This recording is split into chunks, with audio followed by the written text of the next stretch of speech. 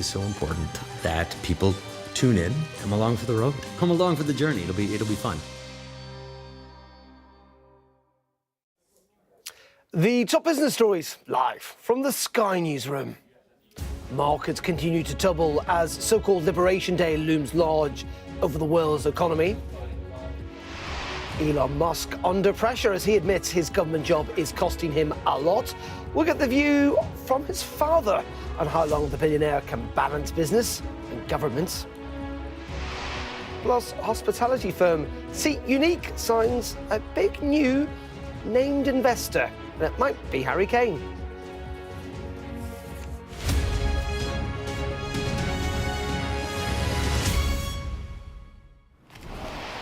Very good afternoon and welcome to Business Live on this Monday with me, Darren McCaffrey. Well, almost all Western stock markets have opened on the downside today following fears of further US tariffs to be announced on Wednesday.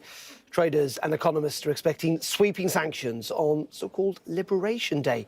It comes as Keir Starmer continues negotiations with the White House in efforts to avoid the worst of the incoming trade levies. Let's speak to Ali Redison. She was a former advisor to the Secretary of State for Business and Trade and is now Associate Director at SEC Newgate and joins me now. Very good afternoon to you, Ali. And let's look at what may well happen on Wednesday. We know about these tariffs on automotives, but the expectation is they could really be quite wide-ranging.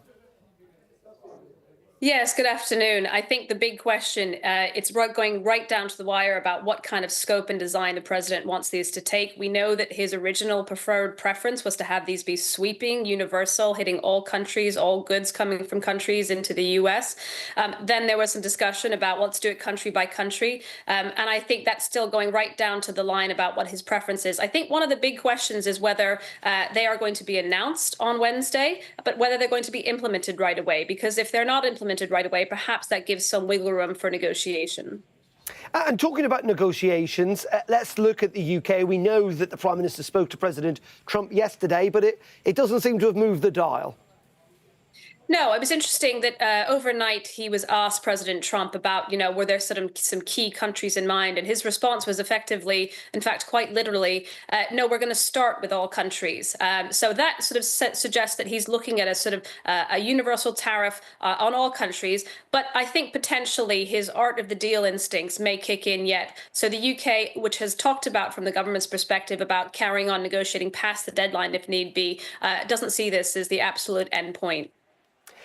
And just in terms of the exemptions and this deal, if you like, I mean, sources in Whitehall seem to be saying today that they don't think anything is going to change on Wednesday. The UKI is not going to be able to avoid it, as you say, but they are still hoping for some type of deal. And this involves tax, doesn't it, on tech companies? Just talk us through what the UK's got to offer the Trump White House, if you like. Yes, well, we know that one of the things that has not just irritated the Trump administration, but previous U.S. governments and Washington more widely, is this idea of digital services taxes. Basically, it's a tax that's sort of collected on the revenue of digital services firms operating in the United Kingdom. Now, in theory, it applies to all companies. In reality, it really mainly hits kind of U.S. companies. So that's long been a bugbear. We know that India has already unilaterally decided that it's going to move away from that. So that's potentially in play. The bigger question is what actually replaces it, because at the moment there's legislation in place that says the UK, as part of its commitment to an OECD tax deal, is going to transition this towards multinational top-up taxes, which we know the Trump administration also doesn't like. What is interesting is that thus far the UK has not really talked about retaliatory tariffs, have they? We know Canada, the EU, others have suggested that is what they will do. Do you think it will get to a point, though, where actually, if it doesn't look like we're going to get a deal, that the UK may well go down that route too? Yes, well, it's talked about reserving its options, as have many other countries. As you suggest, actually, it's only Canada and the EU, in terms of major U.S. trading partners, that it said it's going to retaliate. Keep in mind as well that the Prime Minister had announced when he was on a visit to the White House that he's going to do this broader kind of trade deal that may be looking at advanced technology more widely. So the question is whether we need to wait for that deal to be put in place or negotiated to get an exemption, or whether we can sort of hive off these talks and put something more ad hoc on the table until we get to that point. OK, Ali, for the time being, really appreciate your time this afternoon. Ali Renison there, thank you very much. Now, let's move on, because businesses will from tomorrow face higher rates of national insurance and an increase in the national living wage. However, despite those pressures, England's captain, Harry Kane, has invested in the hospitality business Seat Unique. Well, I spoke a little earlier to the chairman of that company, Richard Flint, who talked about that star signing, and I started by asking him, what does Seat Unique actually do? Seat Unique is a premium primary ticket provider. By that we mean, firstly, we get the tickets sourced directly from the venues or from the artists or from the sports club. So they're all tickets that we're allowed to sell. They're all, proper tickets that we sell to the general public. And importantly, we're also a premium ticketing provider. So we focus on the nicer seats, the nice experiences. They may include free drinks or special entry. We're finding really strong growth in the market. This is a whole growth area in ticketing in general, and the whole live experience market is growing as well. So really delighted to be here today and talking to you about our new signing. Yeah, indeed, and that is Harry Kane, a famous household name, and there are a few others as well. What was convincing, do you think, was, aside from making money, clearly, for why they're investing in Seat Unique? Yeah, I think there's a few parts of that. I mean, a lot of the people that we're tying up with are involved in sport and some in music as well, and they can. It's an industry they're connected with. They're the stars of the show. They're the people who the members of the public come to watch. So they're connected with it. They can see the growth. They can see the full stadiums. A lot of the times, I think this is true for Harry Kane, they've been with their family to some of the great experiences that people like us offer. So they see the growth, and it's something they can add value to and understand and be connected to. And we're delighted to have them sign up, and they can also understand the momentum that we're seeing in the business as well. And where is this growth coming from? Because you're right in pointing out that people are really into, if you like, live experiences at the moment, and we see that whether it's with sporting events or music, concerts or festivals.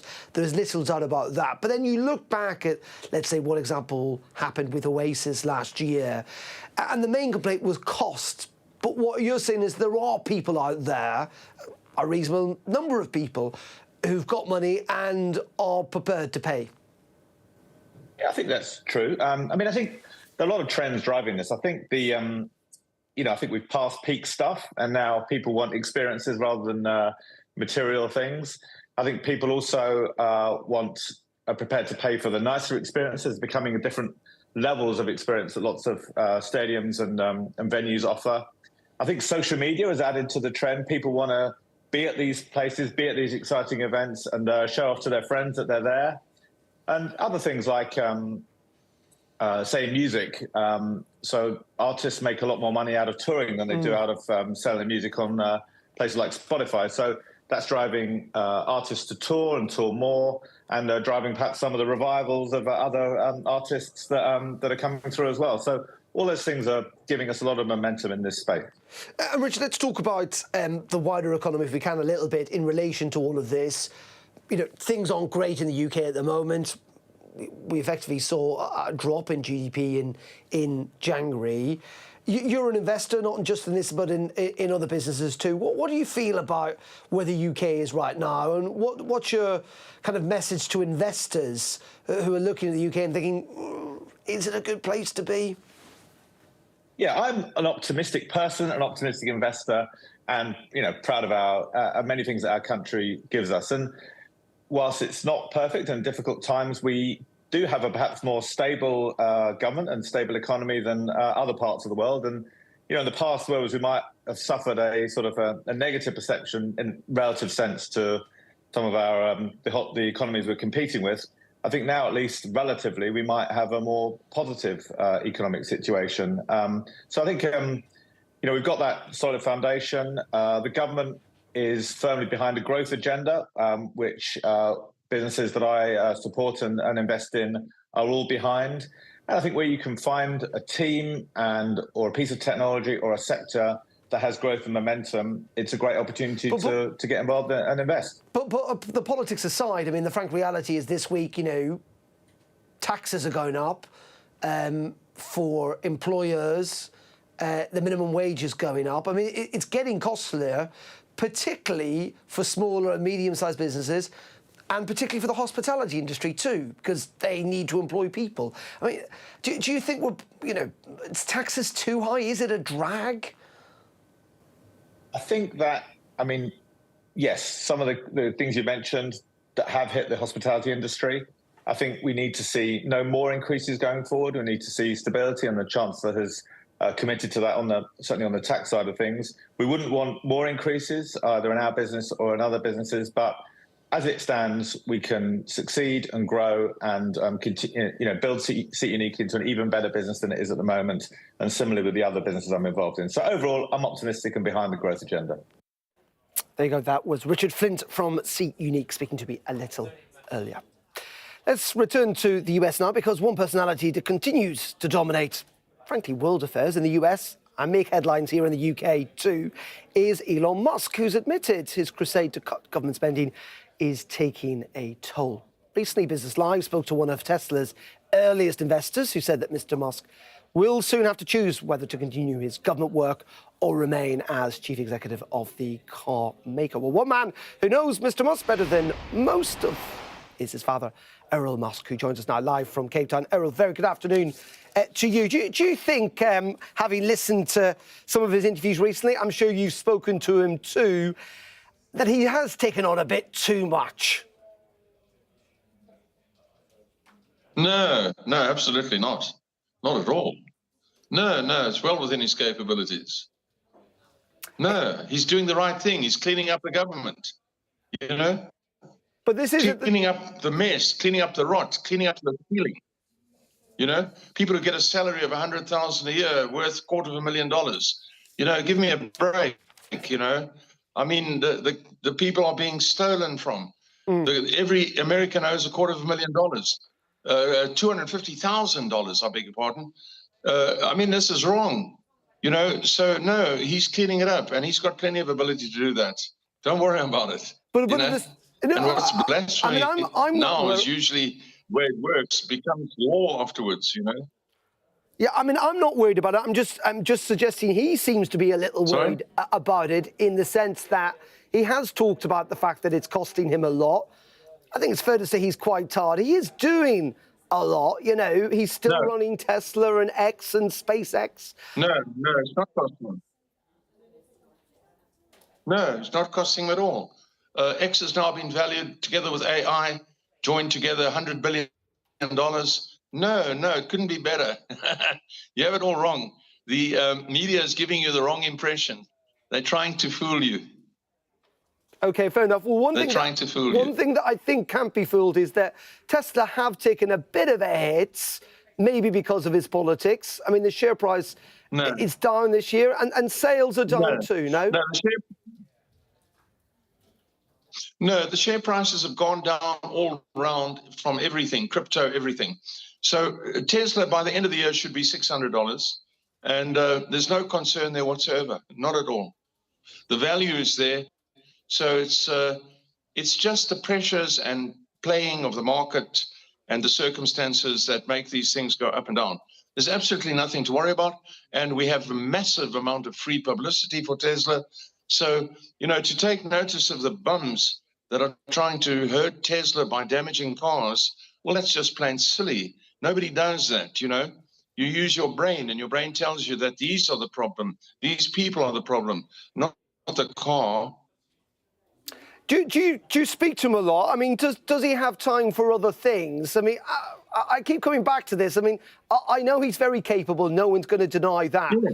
But at the same time, he is trying to juggle a lot of plates. Yeah. And he's got a big family too. No. We're capable of a lot of things. Everybody's capable of more than they think they are. Almost, if you have something to do, give it to a busy man, and then it'll be done. No, we have plenty of time. There's no problem here. We have very good teams, and we know how to delegate. We're very good at delegating. So, you find the right people. No, this is media hype that's being spun. It's nonsense. Okay, we're just looking at pictures of him now with his chainsaw which he's claiming to take to government waste as he would see it. Obviously, you know Elon better than almost anyone. I mean, it's fair to say he has changed a lot over the last 10, 15 years, hasn't he? What, particularly with his politics, what do you think has prompted that change? Well, he was always supporting the Democrats because they seemed to be there for the underdog, and therefore he supported the Democrats. But with the Biden administration, he's seen the light. He's seen what these people are really about. They're all talk and nothing else. So he's realized that. And, it's a great relief for me that he's returned to the values that I taught him. And so it's a wonderful situation that we have today. And thank the Lord that we are in this position that we're in. And Europe will soon follow suit. Okay. They won't be able to jail Marie Le Pen and so forth by the mediocre queer comedian. Well, we are covering that story today as well. Before I let you go, though, I must talk to you about what you're trying to do. A Musk Tower. What is that? Where is it? What are you trying to achieve?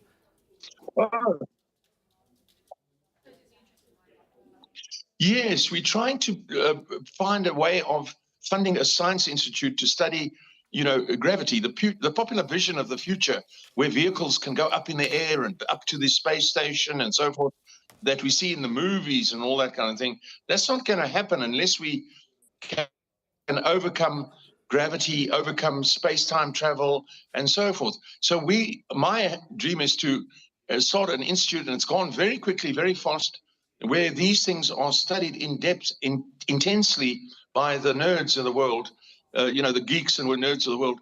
And when we get past these barriers that prevent us, that keep us on Earth.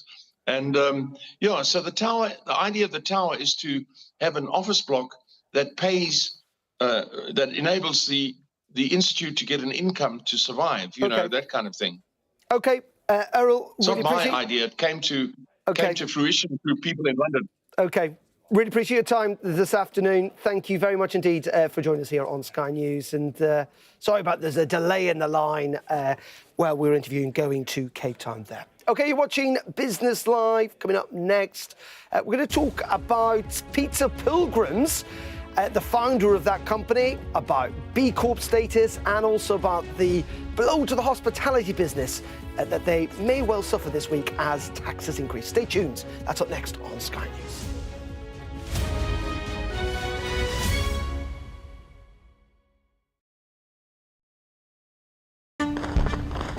We're trying to see as much as we can. We start with breaking news. I am Anna Botting. It's been quite some day. The golden age of America begins right now.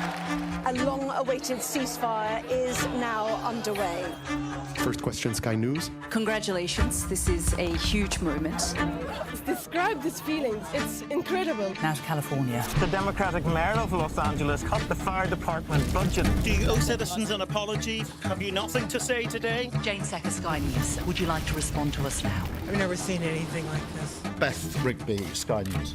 In principle, would you agree to do that? Criticism of you, the president, is banned. How is this a fair election? Historic day here today. The cameras are poised here, there, everywhere, waiting to see what the president might do next. I gave you the A+ treatment. Thank you. Thank you all. I'm James Matthews, and I'm Sky's US correspondent, based here in Washington, D.C. I've covered some of the biggest stories in the world. I'm Deborah Haynes, Sky's security and defence editor. I've covered Russia's full-scale war since it began, witnessing the terror and the trauma. I'm Stephen Murphy, and I'm Sky's Ireland correspondent based here in Dublin. Sky News, get the full story first. I'm Martha Kellner, and I'm Sky's US correspondent based here in Los Angeles. Getting the chance to tell people's stories, it's a privilege. I'm Adam Parsons, Sky's Europe correspondent based here in Brussels. I'm Dan Whitehead, Sky News' West of England and Wales correspondent. Sky News, get the full story first, free, wherever you get your news. Sky News get the full story first. Is this now all your territory? Yeah. The battlefield is outside the barricades. We are in the middle of a forest, in a jungle really, and they're attempting to keep these men alive. I'm Stuart Ramsey, and I'm Sky's chief correspondent. It's really dangerous. Many people have died riding it.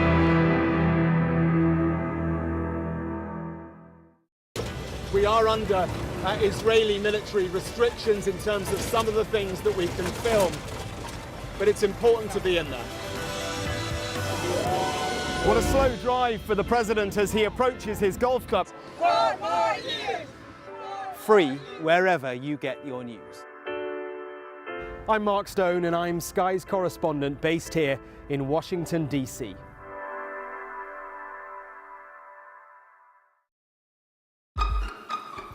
We've got your Sunday mornings covered.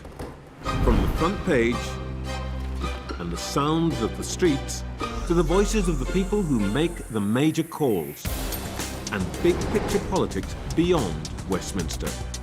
We'll put you at the heart of our story. I'm ready. Are you? Join me, Trevor Phillips, Sunday mornings on Sky News. 1,500 movies? I don't want this flight to end.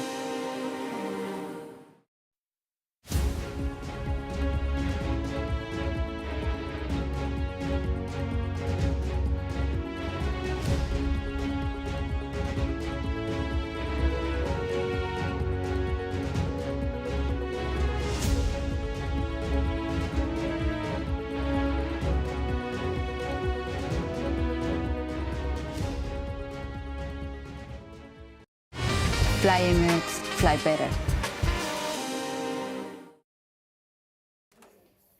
Very welcome back to Business Live here on Sky News. Now, the status of B Corp has long been the symbol of a business's positive impact on the world. However, as some leaders in business and politics turn their back on environmental and societal standards, does the certification still count for as much as it used to? Peter Pilgrim's gained B Corp status last year, and the founder, Tom Elliott, joins us now. Tom, very good afternoon to you. Just kind of talk us through what it is, because it's B Corp month, and I maybe suggest that not everyone is terribly aware of that. Yeah, I think firstly, thank you for having me. I think B Corp's been hugely valuable to us as a business, and I think the spin of B Corp month and maybe the marketing angle of it is not the reason we did it, and not the reason why we found it hugely useful. I mean, we've always tried to be a business that stood for something more than profit, tried to do good in the world, and I think for us it's been so valuable to have an organisation essentially create a framework for what good looks like, where who is doing brilliantly and how can you mirror them, and create a very easy to follow guide basically to how to be a better business, and for that. Been hugely valuable for us. But what does that mean then, apart from in some ways kind of making everyone involved in it feel better? Why do you say it's been a success?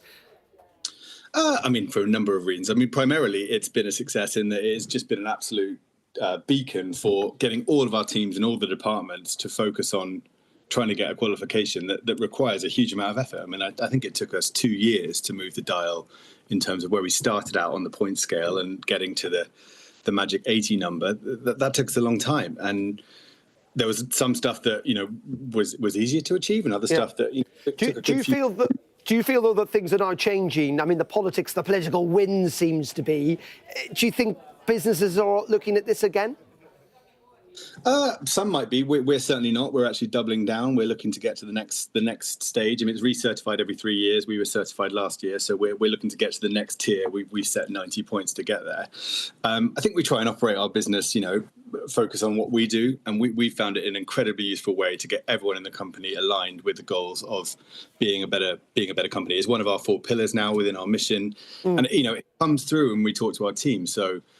In our recent survey, team survey, 61% of the team said that they knew we were a B Corp and that they were proud of it.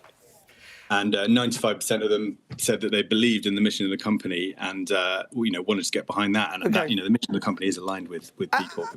And just in terms of tomorrow, it's a big day in terms of like taxes going up for businesses like yours, minimum wages going up too. You guys are growing, but how do you feel about those tax increases? Are they a drag on your growth? Are they going to cost a lot of money? It's definitely difficult, but I think we've got to work with what we've got, and I think we're in many ways we're well positioned. No one was on minimum wage in the company when these changes come in. So obviously it will mean some people's wages go up, but not as much as others. So we're working things like that help mitigate it. We're also making sure that we're going through. We are a growing company, as you said, and there's plenty of opportunity coming our way. And I think that's meant that the taxes, whilst not embraced with open arms, they've not caused us to have to change strategy or create any kind of redundancies in the business or anything like that. We're pushing on to the next level. But it has, as every business needs to do, reevaluate your cost lines and make sure that you're deploying. If someone's got 20 hours to work, make sure they're working the best 20 hours they can. Okay. And that stuff. Okay, Tom, really appreciate your time this afternoon from Peter Pilgrim's there. Thank you very much indeed. Okay, that is it from me on Business Live for this afternoon. We're back, of course, at 11:30 tomorrow morning. Do join me then if you can. Coming up next, though, we are awaiting potentially Marine Le Pen to speak in Paris, having been banned from running for public office for 5 years. That is up next here on Sky News. Do stay tuned. I'll see you tomorrow. We are under Israeli military restrictions in terms of some of the things that we can film, but it's important to be in there. What a slow drive for the president as he approaches his golf club. 4 more years! Free wherever you get your news. I'm Mark Stone and I'm Sky's correspondent based here in Washington, DC.